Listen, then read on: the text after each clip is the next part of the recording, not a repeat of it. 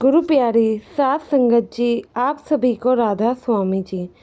सात संगत जी, सेवा सत्संग के बारे में तो हम सभी जानते हैं, लेकिन उस चीज़ को फॉलो करना ना करना ये भी हम लोग अच्छे से जानते हैं।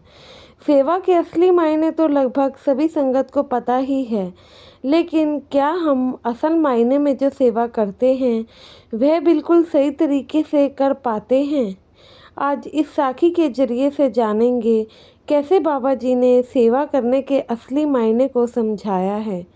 तो साथ संगत जी, संगत तो यह चीज़ को अच्छी तरह जानती है कि जब बाबा जी के भंडारे ब्यास में होते हैं तो देश विदेश से लाखों की नंबर में संगत वहाँ पे पहुँचती है। संगत इतनी ज़्यादा होती है तो उसी हिसाब से वहाँ पे सेवादार भी ज़्यादा ही होते हैं, जो कि दिन रात संगत की सेवा में लगे रहते हैं। और जो संगत होती है वह भी ऊपरी सेवा करके उन सेवादारों का हाथ भी जरूर बटाती है।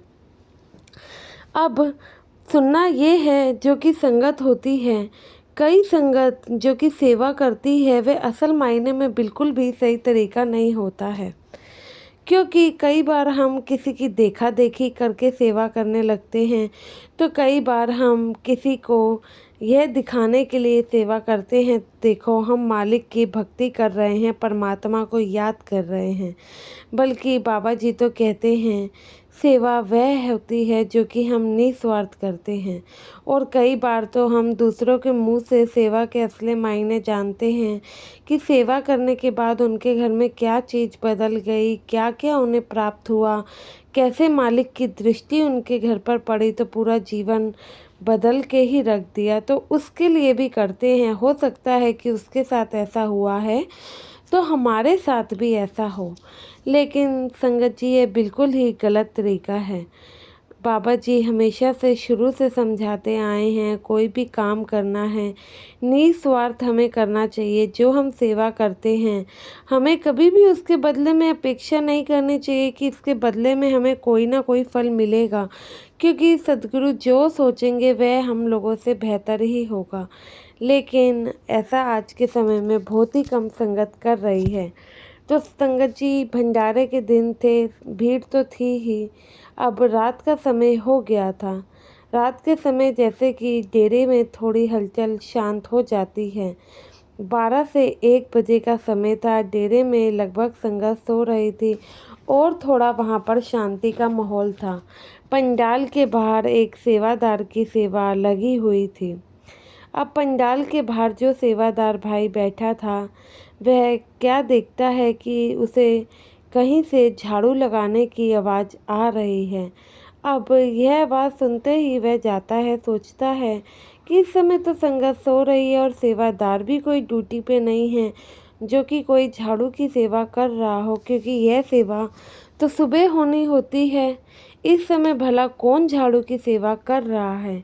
जब सेवादार भाई पंडाल में जाकर देखता है तो बाबा जी खुद वहाँ जगह की सफाई कर रहे थे, खुद अपने हाथों से संगत के लिए झाड़ू लगा रहे थे। यह देख के सेवादार हैरान और शौक हो जाता है। जाते ही बाबा जी से पैरों में गिर के माफ़ी मांगता है कि हे मेरे मालिक, हे मेरे परमात्मा, ऐसी क्या विपदा आ गई जो आपको झाड़ू लगानी पड़ रही है? अगर आप एक आवाज़ अपने इस सेवादार को लगाते तो मैं दौड़ा चला आता, लेकिन आप आधी रात में जब संगत सो रही है तो यहाँ झाड़ू क्यों लगा रहे हैं? तो बाबा जी कहते हैं कि क्यों भाई, मैं झाड़ू नहीं लगा सकता क्या? तो बाबा जी कहते हैं कि भाई, जब मेरी संगत इतनी मेहनत करती है तो मैं भी तो उनके लिए कर सकता हूँ। और सेवा तो सेवा होती है, वह सबके लिए एक ही बराबर है। जब मेरी संगत इस जगह को साफ कर सकती है तो मैं अपनी संगत के लिए यहाँ पर झाड़ू क्यों नहीं लगा सकता हूँ? तो सेवादार कहता है कि हे मेरे प्रभु, आप ऐसा काम कैसे कर सकते हैं, वो भी हम लोगों के होते हुए? तो फिर बाबा जी उन्हें समझाते हैं कि बेटा, सेवा सेवा होती है, चाहे कोई भी हो, चाहे छोटी सेवा हो चाहे बड़ी सेवा हो। और उस सेवा को चाहे कोई भी करे, कोई फ़र्क नहीं पड़ता है। जो सेवा तुम करते हो वही सेवा मैं कर रहा हूँ। इसका मतलब ये नहीं है कि मेरे सेवा करने से कोई विपदा आएगी या फिर मैं छोटा हो जाऊँगा। क्योंकि मालिक ने सेवा बख्शी है तो हमें मालिक का शुक्राना अदा करना है कि उसने हमें इस लायक समझा। लेकिन आजकल मेरे संगत में बच्चे राह से भटक गए हैं। वो तो सेक्रेटरी, पाठी और क्या कहते हैं, लंगर, इन सब की सेवा को अच्छा मानते हैं। अगर किसी को झाड़ू लगाने की सेवा, बर्तन धोने की सेवा या फिर वॉशरूम साफ़ करने की सेवा मिल जाती है तो वह उसको बेकार समझकर बैठ गए हैं। यह नहीं समझते कि मालिक ने जो सेवा बख्शी है वह हमारे कर्मों के अनुसार ही बख्शी है।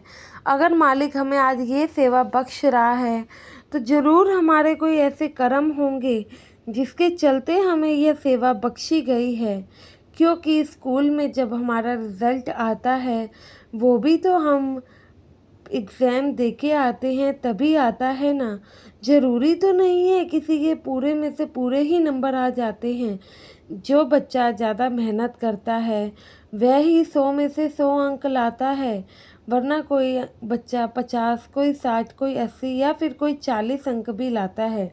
अब 40 अंक वाले बच्चे को ये समझना चाहिए कि 100 अंक वाले बच्चे ने मेहनत करी है। अब मालिक इतना भी तो निर्दयी नहीं हो सकता है ना कि जो 100 नंबर वाले बच्चे ने मेहनत करी है उसको भी 40 नंबर दे दे, या फिर जो 40 नंबर वाले बच्चे ने कम मेहनत करी है उसको फिर 100 नंबर दे दे। तो ऐसा नहीं चल सकता है। मालिक तो कर्मों के अनुसार ही तो तुम लोगों को बख्शता है। जो हमारे कर्म है उस अनुसार ही हमें सेवा बख्शी गई है ताकि हम अपने कर्मों का भुगतान कर सकें। लेकिन आजकल हम ये नहीं समझ रहे हैं और अपने लक्ष्य से भटकते ही जा रहे हैं। सेवा के बस गलत मायने अपने मन में बिठा के बैठ गए हैं। कोई हमारे सखी सेवा पर जाती है तो हम उसके साथ दिखावे के लिए पहुंच जाते हैं और बाहर आके लोगों को बताने लगते हैं कि हम सेवा करके आए हैं। बल्कि सेवा का तो महत्व वहीं ख़त्म हो जाता है जब आप 2 से 3 बार किसी को कह देते हो कि आप सेवा पर आए हो। जब हम बाकी सब चीज़ों को दुनिया से छुपाते हैं तो अपनी परमार्थ की तरक्की क्यों लोगों के आगे ढिंढोरा पीट देते हैं। जब साध संगत जी सेवादार ने बाबा जी की यह बात सुनी तो उसे भी सच में समझ आया कि सेवा के असली मायने आखिर होते क्या हैं। तो उसने भी बाबा जी का शुक्रादा किया और कहा, हे मेरे मालिक, शायद मैं भी आपके इस बात से अनजान था कि सेवा का असली मतलब क्या होता है, लेकिन यह चीज़ आपने मुझे समझाई है। आशा है कि यही चीज़ अब हमारी संगत भी आगे समझेगी। तो साथ संगत जी, मैं भी आशा करती हूँ कि आप बाबा जी के कही बातों को अच्छे से समझेंगे, बाबा जी के कहे मतलब को अच्छे से अपने दिमाग में बिठाएंगे।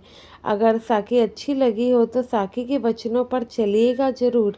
वीडियो भी अच्छी लगी हो तो लाइक और कमेंट में राधा स्वामी करके चैनल का हिस्सा ज़रूर बनिएगा। गुरु प्यारी साथ संगत जी, आप सभी को प्यार भरी राधा स्वामी जी।